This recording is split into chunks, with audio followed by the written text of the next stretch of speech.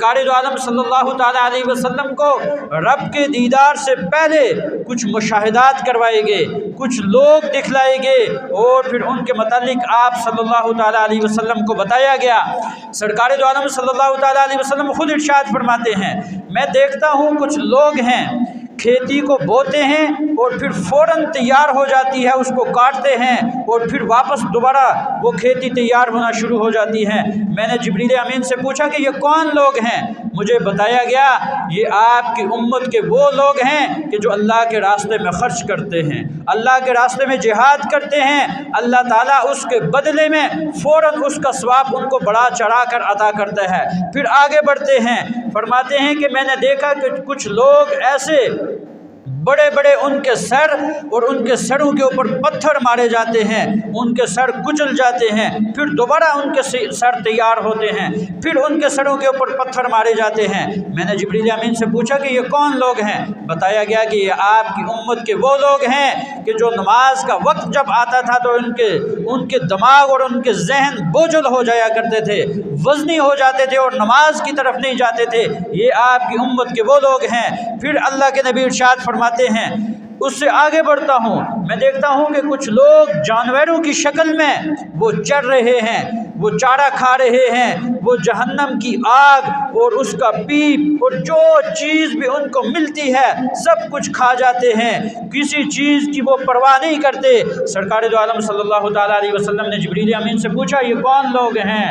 بتایا گیا کہ یہ آپ کی امت کے وہ لوگ ہیں کہ جو اپنے مال کی زکوٰۃ ادا نہیں کرتے تھے، اپنے مال سے زکوٰۃ نہیں دیتے تھے۔ حالانکہ اللہ تعالیٰ نے مختلف مقامات پر جہاں نماز کا ذکر فرمایا اقیموا الصلاۃ وآتوا الزکاۃ، ساتھ اللہ تعالیٰ نے زکوٰۃ کا تذکرہ بھی فرمایا۔ یہ مال میں نے تمہیں دیے ہیں، تمہیں چاہیے کہ اس مال میں سے زکوٰۃ ادا کرو، غریبوں کا خیال رکھو، اپنے رشتہ دار، اپنے پڑوسی جو بھی بے سہارا ہیں ان کا خیال رکھو اور زکوٰۃ کے ذریعے تم ان کی مدد کرو۔ پھر سرکار دو عالم صلی اللہ تعالیٰ علیہ وسلم ارشاد فرماتے ہیں، میں نے دیکھا کہ کچھ لوگ ان کے ایک طرف بہت صاف ستھرا گوشت رکھا ہوا اور دوسری طرف گلا سڑا گندا بدبودار گوشت رکھا ہوا، اور وہ اچھے گوشت کو چھوڑ کر بدبودار گوشت کو کھا رہے ہیں، اس گلے اور سڑے گوشت کو کھا رہے ہیں۔ میں نے جبریل امین سے پوچھا کہ یہ کون لوگ ہیں؟ بتایا کہ یہ آپ کی امت کے وہ لوگ ہیں کہ جو جن کا نکاح ہو گیا وہ اپنی حلال بیویوں کو چھوڑ کر حرام عورتوں کے پاس جایا کرتے تھے، اور وہ عورتیں کہ جن کو اللہ تعالیٰ نے شوہر عطا کیے وہ ان شوہروں کو چھوڑ کر دوسرے حرام مردوں کے پاس جایا کرتے تھے۔ یہ وہ لوگ ہیں کہ جو صاف ستھرا گوشت چھوڑ کر حلال گوشت چھوڑ کر یہ حرام گوشت کھا رہے ہیں، یہ وہ لوگ ہیں۔ ایک راستے میں ایک لکڑی رکھی ہوئی، بہت بڑی لکڑی، جو بھی اس کے پاس سے گزرتا ہے اس کے کپڑوں کو چیر دیتی ہے، اس کے جسم کو چیر دیتی ہے، اس کے جسم کو لہو لہان کر دیتی ہے۔ میں نے جبریل امین سے پوچھا کہ یہ کیا ہے؟ مجھے بتایا گیا کہ یہ وہ لوگ ہیں کہ جو دنیا میں لوگوں کا راستہ روک کر بیٹھ جایا کرتے تھے، لوگوں کو راستہ نہیں دیتے تھے، اور اس سے مراد دو لوگ ہو سکتے ہیں، ایک تو یہ کہ جو اپنی زمینوں میں کسی کو راستہ نہیں دیتے، دوسرے وہ لوگ مراد ہیں کہ جو راستے میں ڈاکو بن کر بیٹھ جاتے ہیں اور لوگوں کے مال کو لوٹتے ہیں اور لوگ خوف کی وجہ سے اس راستے کو اختیار نہیں کرتے، یہ وہ لوگ ہیں۔ پھر سرکار دو عالم صلی اللہ تعالیٰ علیہ وسلم ارشاد فرماتے ہیں، ایک شخص کو میں نے دیکھا وہ ڈھیر جمع کر رہا ہے، مال و دولت اس کے پاس بہت زیادہ، انبار لگا ہوا ہے، ڈھیر لگا ہوا ہے، لیکن وہ اور مزید جمع کر رہا ہے، مزید جمع کر رہا ہے۔ میں نے جبریل امین سے پوچھا کہ یہ کون شخص ہے؟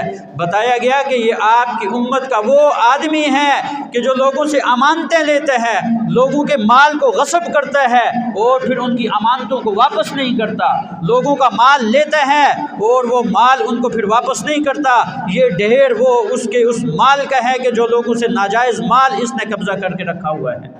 پھر سرکار دو عالم صلی اللہ تعالیٰ علیہ وسلم ارشاد فرماتے ہیں، میں نے آگے کچھ لوگوں کو دیکھا، ان کے جبڑوں کو اور ان کے منہ کو لوہے کی بڑی بڑی کینچیوں کے ساتھ کاٹا جاتا تھا، پھر دوبارہ ان کا منہ تیار ہو جاتا، منہ بن جاتا، फिर दोबारा उनके जबड़ों को और उनके मुंह को लोहे की कैंचियों और आग की कैंचियों के साथ काटा जा रहा था। मैंने जिब्रील अमीन से पूछा कि ये कौन लोग हैं? बताया गया कि ये आपकी उम्मत के वो खुतबा हैं, वो खतीब हैं, वो मौलवी और वो मुफ्ती हैं कि जो फितने बर्पा किया करते थे, जो लोगों को आपस में लड़ाते थे, हर वक्त फितने की बातें करते थे, हर वक्त मिंबरों महराब पर बैठ करके अपनी उम्मत को जोड़ने की फिक्र नहीं करते थे, वो लोगों के अंदर तफरका डालते थे।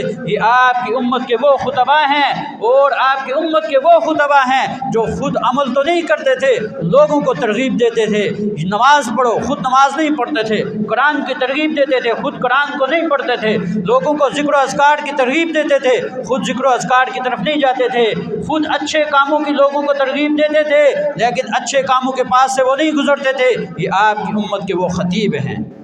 फिर सरकार दो आलम सल्लल्लाहु ताला अलैहि वसल्लम इरशाद फरमाते हैं, मुझे जन्नत और जहन्नम का वो मंजर दिखाया गया, वो जन्नत दिखाई गई कि जिसके अंदर से नहरें गुजर रही हैं। ये शहद की नहर है, ये दूध की नहर है और ये साफ पानी की नहरें वो गुजर रही हैं। उस पर बड़े बड़े दरख्त। फरमाते हैं सरकार दो आलम सल्लल्लाहु ताला अलैहि वसल्लम, मैंने जन्नत के दरख्तों को देखा, एक दरख्त इतना बड़ा, अगर अरबी नस्ल का एक घोड़ा 70 साल तक भागता रहे उसका साया ख़त्म नहीं होगा। और फिर फरमाते हैं कि उनके पत्तों को मैंने देखा, एक एक पत्ता इतना बड़ा था कि पूरी उम्मत उस पत्ते के नीचे आ जाए, इतने बड़े बड़े पत्ते मेरे अल्लाह ने ऐसे दरख्त पैदा किए जन्नत के अंदर। और फिर फरमाया कि मैं देखता हूँ कि उन दरख्तों के ऊपर किसी का पत्ता जो है वो सोने का है, चांदी का है, मुख्तलिफ हीरे और जवाहरात के पत्ते उसके ऊपर लगे हुए हैं। अल्लाह ताला ने जन्नत की ज़ियारत करवाई। और फिर सरकार दो आलम सल्लल्लाहु ताला अलैहि वसल्लम इरशाद फरमाते हैं, सिदरतुल मुंतहा में मैं पहुँचा, मुझे बताया गया, जिब्रील अमीन ने बताया, ये वो जगह है, सिदरतुल मुंतहा ये वो जगह है जो भी आपका उम्मती आपकी सुन्नतों पर अमल करेगा, आपके तरीक़ों पर चलेगा, मेरा अल्लाह उसको इस सिदरतुल मुंतहा के अंदर दाखिल फरमाएगा। जो भी आपकी सुन्नतों पर चलेगा। मेरे भाइयों, आज देखने की चीज़ है, सोचने की चीज़ है। आज हम वाक़यात तो सुनते हैं, हमारा अकल इस सफ़रे महराज को नहीं मानूक अल्फाज में फरमा रहा है, सुबहानल्लज़ी यसरा बिअब्दिही लैलन मिनल मस्जिदिल हराम इलल मस्जिदिल अक़सा। मैंने अपने बंदे को उठाया मस्जिद हराम से मस्जिद अक़सा में पहुँचाया।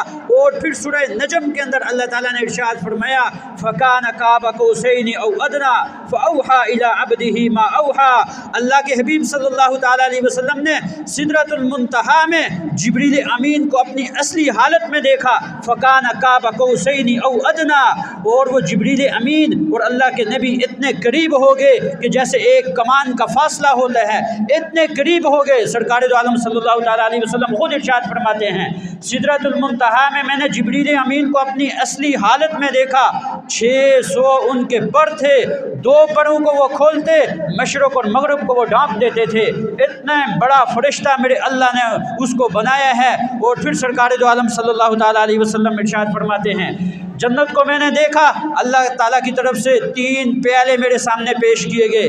एक पानी का प्याला, उससे मैंने थोड़ा सा पिया, और फिर उसके बाद दूध का प्याला मेरे सामने लाया गया, मैंने उसको खूब पिया, सैर हो के पिया, मेरा पेट भर गया। फिर उसके बाद शराब का एक प्याला मेरे सामने लाया गया, जिब्रील अमीन ने मुझे दिया और मैंने उससे इनकार कर दिया, मैंने नहीं पीता, मेरा पेट भर गया है, मैं सैर हो गया हूँ। जिब्रील अमीन ने फरमाया, अल्लाह के हबीब सल्लल्लाहु ताला अलैहि वसल्लम, अगर आप इस शराब के प्याले से पी लेते तो आपकी उम्मत में से बहुत थोड़े लोग वो आपकी इत्तिबा करने वाले होते, वो सारे शराब के आदी होते और उनको अपने और पराई की परवाह न होती, और फिर उनको नेकी और बदी की कोई परवाह न होती, फिर ये लोग आपकी इत्तिबा न करते। फिर सरकार जो आलम सल्लल्लाहु ताला अलैहि वसल्लम इरशाद फरमाते हैं, जहन्नम मुझे दिखाई गई और फिर मेरे अल्लाह के साथ मेरी मुलाकात होती है। मेरे अल्लाह ने मुझे 50 नमाजों का तोहफा दिया, कम करते करते वो 5 नमाजें बची हैं, लेकिन मेरे अल्लाह ने ऐलान किया, प्यारे हबीब ये 50 नमाजें तुम्हें दी हैं, कम करके 5 कर दी हैं, लेकिन याद रख अपनी उम्मत को ये पैगाम दे देना, जो भी बंदा 5 नमाजें पढ़ेगा अपने वक्त पर, उनकी पाबंदी करेगा, 50 नमाजों का सवाब उसको अता करूँगा। آج ہم خود اس پر غور کر سکتے ہیں، دیکھ سکتے ہیں یہ احادیث صرف سننے کے لیے نہیں ہے، ہم نے سن لی اور بس ہم محظوظ ہو گئے اور بس ہم خوش ہو گئے اور بس مسجد سے نکلے پھر ہماری حالت تبدیل ہو گئی۔ میرے بھائیو، یہ احادیث اس لیے سنائی جاتی ہیں کہ ہم ان پر عمل کریں، اور سرکار دو عالم صلی اللہ تعالیٰ علیہ وسلم نے وہ جو ارشاد فرمایا کہ جو میری سنتوں پر اور میرے طریقوں پر چلے گا میرا اللہ اس کو سدرۃ المنتہا میں پہنچائے گا۔ اگر ہم اللہ کے نبی کے طریقوں پر چلیں گے میرے بھائیو، نماز کے فضائل اور اس کے مناقب اپنی جگہ، لیکن اس کو چھوڑنے کی سرکار دو عالم صلی اللہ تعالیٰ علیہ وسلم نے ارشاد فرمایا اسلام اور کفر کے درمیان فرق کرنے والی چیز صرف نماز ہے۔ میرے بھائیو، کفر اور اسلام کے درمیان فرق کرنے والی یہ چیز جو ہے یہ نماز ہے۔ اللہ کے حبیب صلی اللہ تعالیٰ علیہ وسلم نے ارشاد فرمایا جو اللہ کے گھروں کو آباد کرتے ہیں اللہ ان کے گھروں کو آباد کرے گا، اور جو اللہ کے گھروں کو آباد نہیں کرتا اللہ ان کے گھروں کو آباد نہیں کرتا۔ تو میرے بھائیو، ذرا سوچنے کی بات ہے، آج ہم اپنی مساجد کو دیکھیں، جمعہ کا اجتماع ہوتا ہے لوگ آ جاتے ہیں، باقی جو 5 نمازیں ہیں یہ لوگ کہاں چلے جاتے ہیں؟ یہ اپنے اللہ کو کیوں نہیں یاد کرتے؟ آخر کیا وجہ ہے؟ یہ اللہ سے ڈرتے نہیں ہیں۔ کل قیامت کا دن ہوگا، میرا اللہ اعلان کرے گا این الجبارون این المتکبرون، یہ تکبر کرنے والے جو میرے سامنے کھڑے نہیں ہوتے تھے تکبر کرتے تھے، آج کہاں ہیں؟ نام و نشان ان کا نہیں ہوگا۔